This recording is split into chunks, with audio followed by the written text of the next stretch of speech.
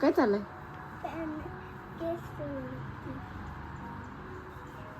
सुकलं नाही का?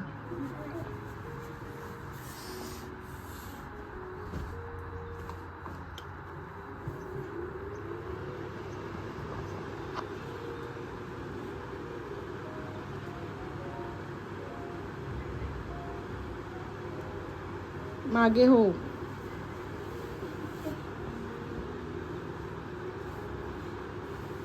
Guys, welcome to our new vlog. तर कसे आहात तुम्ही सगळे? आय होप की तुम्ही सगळे मस्त असाल. आणि आज मी इथे बनवते आहे मेथीचे पराठे. तर मी मेथी कालच निवडून वगैरे ठेवली होती आणि वॉश करून मी आता चिरून घेते आहे, कारण चिरल्यानंतर ती थोडी बारीक होते.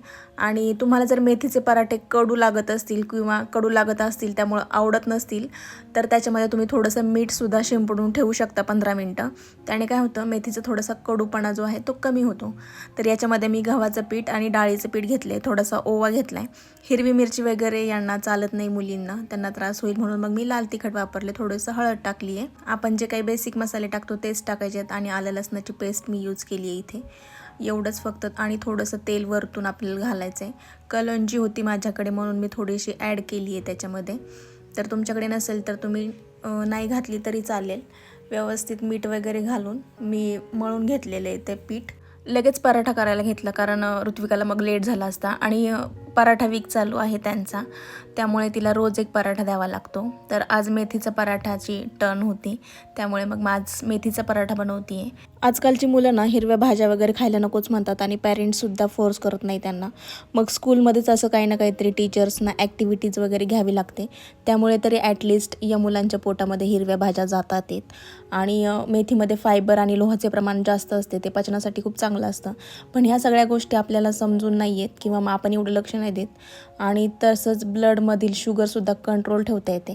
आणि आपण प्रवासामध्ये जरी लांब जायचं म्हटलं 2-3 दिवसासाठी तरी आपण हे बनवून घेऊन जाऊ शकतो, ते काही खराब वगैरे होत नाही. तर मी साईडला इथे शेंगदाणेसुद्धा भाजायला ठेवलेत. तर मेथीच्या पराठ्यासोबत मी तिला शेंगदाण्याची चटणी देणार आहे, कारण दही वगैरे तिला एवढं जास्त काही आवडत नाही आणि तिला द्यायचं पण नाही आंबट काही, त्यामुळे मग मी शेंगदाण्याची चटणी बनवते.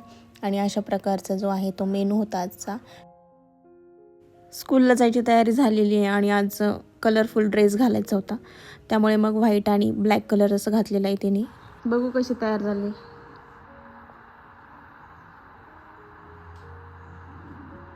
हे बघ, ब्रेसलेट.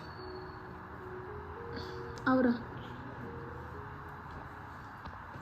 तिथं काय तिकडं पत्ता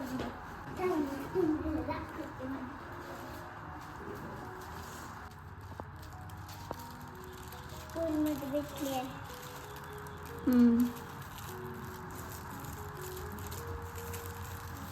उडवली का ती? नाही का ग?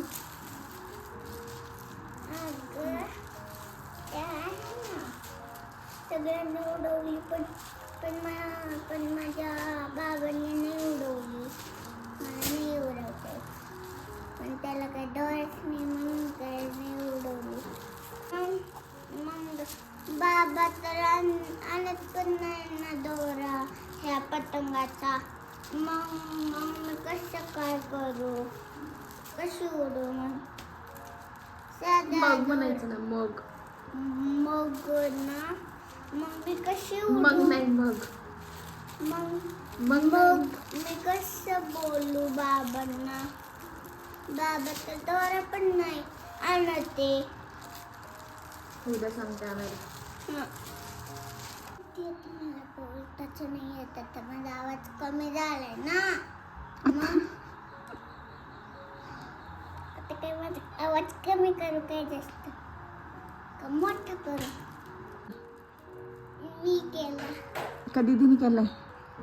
दीदीने कैसे केला आणि हा मेकअप मी केला.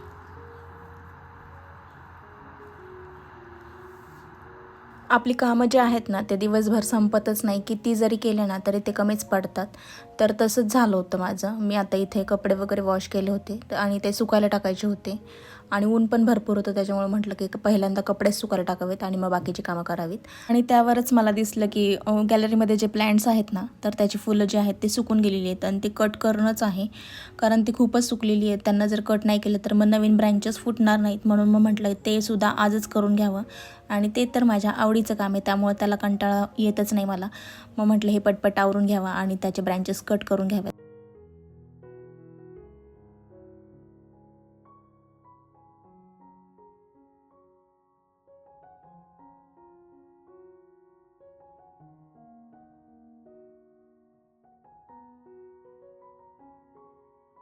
प्लॅन्ट्सचे ब्रँचेस जेव्हा आपण कट करतो ना तेव्हा असे धारदार टूल्स तुम्ही यूज करा. कारण काय होतं मग धार नसेल ना तर मग त्याला क्रॅक जाण्याची शक्यता असते आणि क्रॅक गेल्याच्या नंतर मग ते झाड लगेचच खराब होऊन जातं. त्यामुळं मी असे टूल्स वापरते.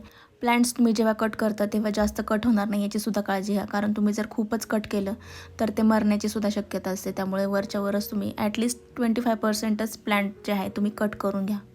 झाडांची वाढ व्यवस्थित होण्यासाठी किंवा फुलं व्यवस्थित लागण्यासाठी, झाड निरोगी होण्यासाठी तुम्ही ग्रूमिंग नक्की करा. वरची शेंडे जेव्हा आपण कट करतो ना तेव्हा शेंड्यांना लागलेली कीड जी आहे ना तीसुद्धा जाते. त्यामुळेच ते प्लॅन्ट जे आहे ना ते हेल्दी ग्रो होतं.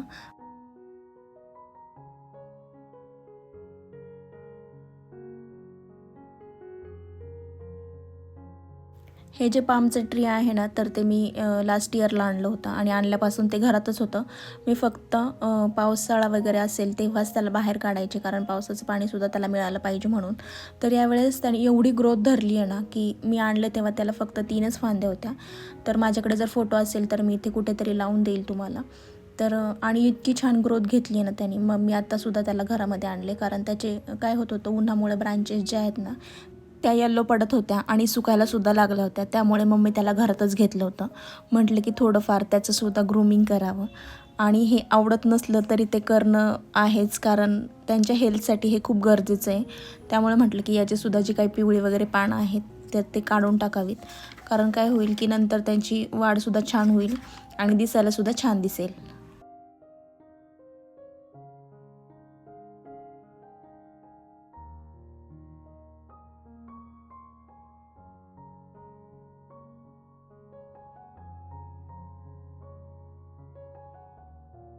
तुम्ही जर गार्डनर असाल ना तर अशा प्रकारचे टूल्स तुमच्याकडे पाहिजेतच, कारण हे भरपूर युजफुल असतात. आपल्याला जर माती वगैरे उकरायची असेल तर अशा प्रकारचे टूल्स खूप छान म्हणजे उपयोगी पडतात आपल्याला. त्यामुळे मी अशा प्रकारचे 2-3 टूल्स जे आहेत ते ठेवलेले आहेत. जास्त नाही आहेत माझ्याकडे. जे महत्त्वाचे आहेत ते तरी घ्या ॲटलिस्ट. या टूलमध्ये आपण माती वर खाली करू शकतो. तसंच फर्टिलायझर वगैरे काही द्यायचं असेल झाडांना तर खूप छान त्याने माती साईडला होते आणि आपण फर्टिलायझर घालून परत त्याच्यावरती माती घेऊ शकतो. तर उपयोगी आहे खूप, मला असं वाटतं. मी हे डीमार्टमधून घेतलं होतं. मला छोटं घ्यायचं होतं ॲक्च्युली, पण तिथं छोटं अवेलेबल नव्हतं. त्यामुळं मी हे मोठं घेतलं आहे. मोठ्या कुंड्यांमध्ये हे व्यवस्थित होतं आहे, पण मला छोट्या कुंड्यांमध्ये थोडासा प्रॉब्लेम होतो आहे. तुम्हाला जर घ्यायचं असेल तर डीमार्टमध्ये इझिली अवेलेबल होऊन जाईल आणि ऑनलाईनसुद्धा आजकाल सगळंच भेटते. त्याच्यामुळे ऑनलाईनमध्ये सुद्धा भेटून जाईल.